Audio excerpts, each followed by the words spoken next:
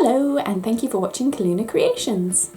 My name's Heather and in this video I'm going to be showing you how to make fabric coasters that are reversible. Now if you are a complete beginner and you're not quite sure what equipment you're going to need, I have done you a separate video if you want to follow this link up here. Or if you are looking on your mobile, I'm not sure that works, in which case if you have a look at my funky fabric playlist, it is in there alright. Now the good news is you won't be needing anything extra for this tutorial. Literally it is the simplest thing in the world. So if you want to keep watching, then I will let you know what fabric measurements you're going to be needing. So the fabric measurements for this one are super easy. So it is 12 centimeters this way by 12 centimeters this way. And we've got two of them. So 12 by 12. And that's all you're going to need.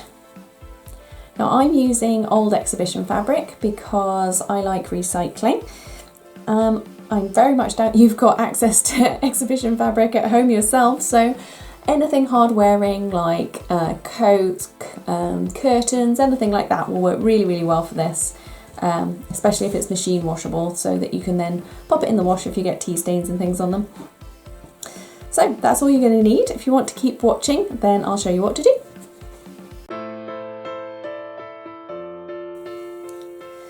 So get your first piece of fabric facing upwards and get your second piece of fabric and face it downwards. So it's like that. And all you want to do is clip it together or pin it just so that it doesn't wriggle around when you take it over to the sewing machine.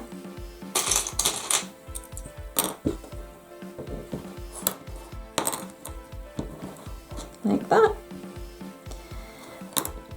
And what you're going to do is start about here, so about an inch in from the edge, go forwards, backwards, go all the way around the edge like that, and then up to about an inch in here and go forwards, backwards here.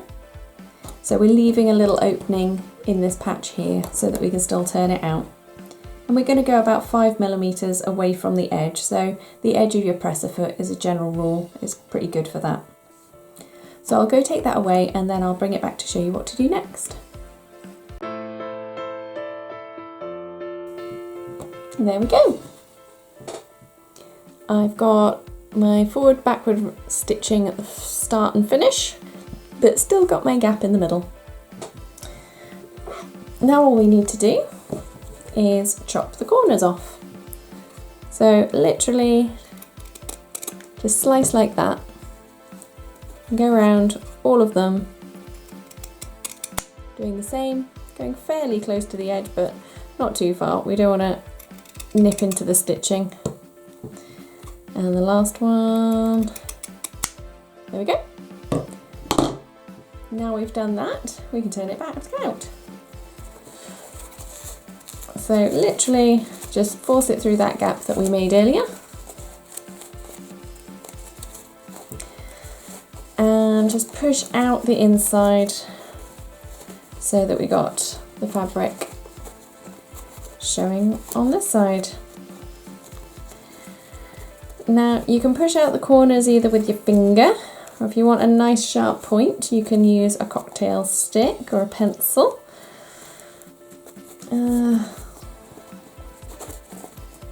There we go.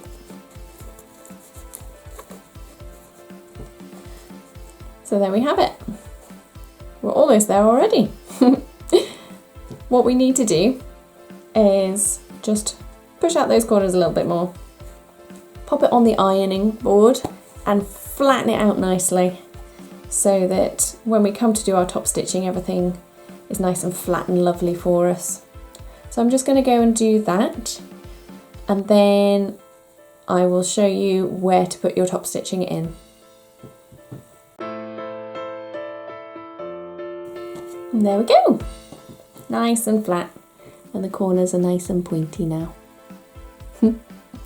So what we're going to do is literally just go around every single edge now, again about 5 millimeters in, so presser foot width in, because if we go any further than that, when we're not going to close this shut So I'm going to poke that loose thread inside as well because that'll hide it. There we go. So what we're going to do is start over here, so where your hole is, start here and go all the way around the edge, either with a contrast stitch or whatever colour you like. But there's no need to go forwards backwards at the start, because what we're going to do is knot it and thread it back inside. So just start, go all the way around and then finish. So you'll have 4 threads just sticking out, and then I'll show you what to do with those. And there we go. I'll show you on this side because it's a bit easier to see. So we've got the stitching running all the way around the outside there, with our loose dangly threads, 2 on this side and 2 on this side. Now, because I prefer the side that's got the feet, what I'm going to do is turn it over, and I'm going to be working on this orange side. So all you need to do is pull the threads from this side onto this side so we can knot them. Now you do that by giving this a bit of a tug and getting a pin ready. So give it a tug just to pull through the other side and just pull through one. So now we've got one on that side. And then just do the same with the other thread. I'll try and do that a bit slower this time. So literally put your needle in that loop and give it a tug. So all 4 are now on this side and none on that side. So we're just going to double knot this.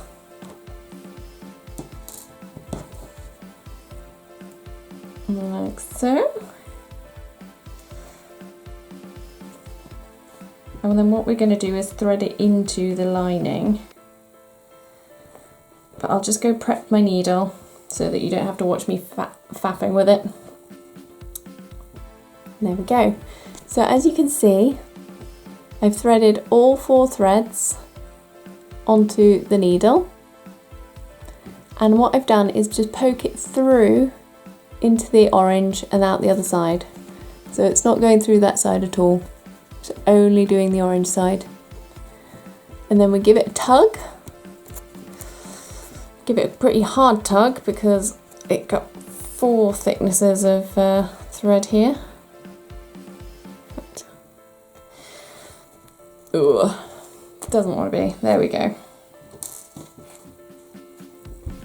So what that does is just pull all those threads through to here. Then grab your scissors and just chop. And then if you just roll that fabric there like that, suddenly, where have all the threads gone? And you end up with a much neater finish to your product.